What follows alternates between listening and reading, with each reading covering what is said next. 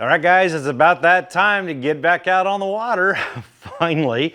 And when you get out there, you want to be fishing. You don't want to be spending your time messing with your gear. So let's talk about getting your gear ready to go. I'm going to focus on tackle today. So let's just dive right into it. First of all, what you want to do is check your baits for a variety of things. So one of the things you want to do is grab yourself a good pair of split ring pliers. If you don't have any, you can buy some. And you want to check, the split rings that are like the hook hangers here. And a lot of baits come with a split ring at the top right here, or wherever the connection is on crankbaits. They almost all of them come with split rings. So you want to look at those. And you want to look and see if they're misshapen or if they're coming apart, that sort of thing, because that's going to end up being a failure on you probably when you got a lunk or a fish on. So now's the time to replace those split rings. Another thing, if you notice on this bait real quick, but I changed out the hook in the front for a larger size hook. So it's a good time to start playing around with that and changing some hooks around. Speaking of hooks, you want to sharpen them. It's funny, these baits, your crankbaits will sit in a box and you don't even use them. Some of them you don't even use at all for a whole season or maybe even a couple. And they get dull just sitting there. It's like, how does that happen? Well, you're jostling around, you're carrying your gear around, or it's in your boat and you're hitting, maybe you have a couple rough days on the water, it's bouncing around, or just driving down the road.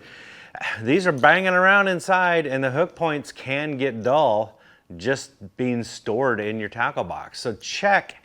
I do this meticulously every single crankbait every year. I check the hook points and make sure they're sharp. And if they need to be sharpened, then I touch it up with a hook sharpener and make sure they're razor sharp. The only thing what you got to do is when you do it, just make sure when it's sharp that it doesn't just scratch your fingernail, but you want to feel it dig into your fingernail. When that happens, you know you got it really sharp.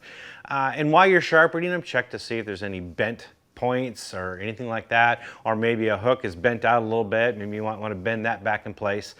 Just do those kind of things. Just checking up on all those hooks and those split rings will it's time consuming, but especially if you have a lot of tackle, but it's worthwhile doing. And while you're at it, check out your other baits that have hooks on them, like spinnerbaits and jigs. You want to go through them and replace any skirts on them if they need to be replaced. Sharpen the hooks again on those, check them all, make sure they're nice and sharp. And things like this, like the blades on the spinnerbaits, make sure that they spin freely. I mean, sometimes sitting in storage, or maybe you put it out on your boat and let it sit outside for, maybe hanging on a hook hanger out on your boat for all season long. And they tend to get, they won't run very well. And the blades aren't turning very well, the spinnerbait's not going to work very well. So just check on those things and change the bearings out, change out the sample bearings, that sort of thing, if you need to do that. I always use sample swivels, but that is just something to check. And same thing with your jigs. Notice this one, it's ready to go, but it doesn't have a trailer on it. Okay, I don't put the trailers on them until I'm ready to fish, and the reason is because I like to store all those trailers nice and flat in my tackle box. Plastics have a way of becoming misshapen and deformed if they're not stored perfectly flat. And now's a good time to check your plastics to see if any of them have warped. And if they do, don't throw them away. All you got to do is throw it in some boiling water for a little bit and then put it out on a cookie cutter on a cookie sheet, and just let it lay flat and let it dry, and it'll straighten right back out. And I'm purposely not telling you how long to keep it in the boiling water, because the types of plastic and the makeup of the plastic and the formula they use to make the plastics vary from manufacturer to manufacturer. So the amount of time that you put it in the boiling water is going to vary. So you're just going to have to play with that a little bit. But anywhere from, say, start with 15 seconds to 30 seconds and then go from there. Some take a few minutes, it just depends. But start in the short amount of time and see if that straightens it out. But that's a great way, just right now, going through and making sure all that stuff's ready to go. Now, another thing to do while you're doing this is look at your crankbaits and look at the finish on them. Again, they're sitting in there and they're bouncing around your tackle bag and your tackle box, or maybe, like some of us do, we put it in a cup holder on the boat. It stays like that for several trips, going up and down the interstate and whatnot, and they get scuffed up, you know, and it's not necessarily a bad thing. I mean, if you look at this, you know, it doesn't have its as new finish anymore, right? It's all kind of scuffed up. And a plastic bait, that's not a big deal.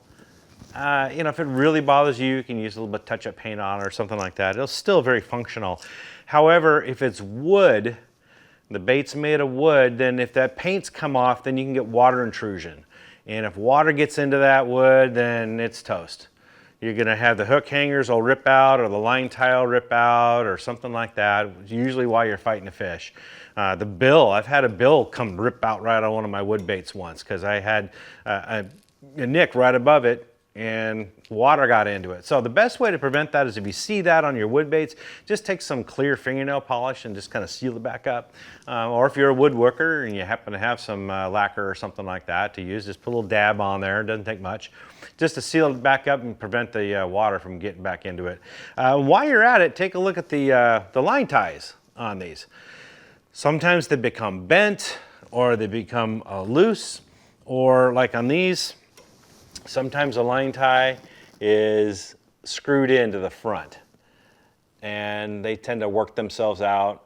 Wood crankbaits are the worst, but even on any of these baits, or maybe they're not straight, they become crooked, whatever, but it's a good time to just give it a good once over and make sure your line ties are in good shape. And then one other thing you want to look at is while you're looking at the line ties, sometimes, you know, when you're fishing it, you just cut off the line and to get another bait and put another one on. So now you got these little tag ends on them, right? So, you know, cut off those tag ends, get them ready to fish. And if you notice, like on my crankbaits, you know, I keep going back to this one, but it doesn't have the split ring on the top.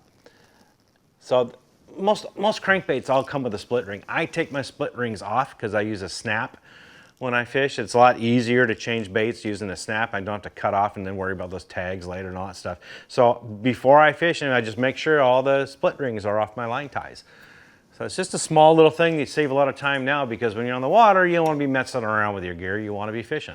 And then finally, you want to look at the organization of your lures. So your hard baits, crankbaits, for example, I'll just give you how I do it. I have separate Plano boxes.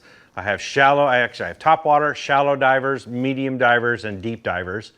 And then I break those up into style of bait, which usually is dictated by their bill or manufacturer, and then by color, right? Or by size. That's another way to do it. But you know, I have a little individual compartment, and it might be all the same size of bait, but different colors, for example. And I just organize them that way, so it's easy to find what I'm looking for when I'm out on the water. And then same thing with your jigs, break them down by color, by size, whatever makes sense to you. But usually I have a jig box of all, say, brown and green pumpkin, and I have them by different jig heads styles and different sizes in those jig head styles. And then I'll have some black and blue and black and chartreuse, and same thing, organize them that way. Spinnerbaits, I have a dedicated spinnerbait box for that, so that's taken care of, we're good. And then with plastics, a lot of people like to keep them stored in the original bag, and that's fine. And you can get a soft plastic bag, you know, a soft-sided tackle box to store them in. People use zip ties and a variety of other ways to sort and organize them by color, by type, by manufacturer, whatever, by brand. However you want to do it makes sense to you. But it's a good time to go through and make sure that you've got them all organized the way that makes sense to you, so they're ready to go again while you're out. I've seen this happen. I've seen guys dig and dig and dig through their tackle boxes looking for a particular bait or lure, and they spend a lot of time doing that and they can't find it. Yeah, that's a whole waste of time. Fishing time is precious. We don't get nearly as much time on the water as we want. So spend the time now getting that all sorted and organized, ready to go. So all you got to do is open your tackle box, grab that bait, tie it on, and start catching fish. For more tips and tricks like this, visit bassresource.com.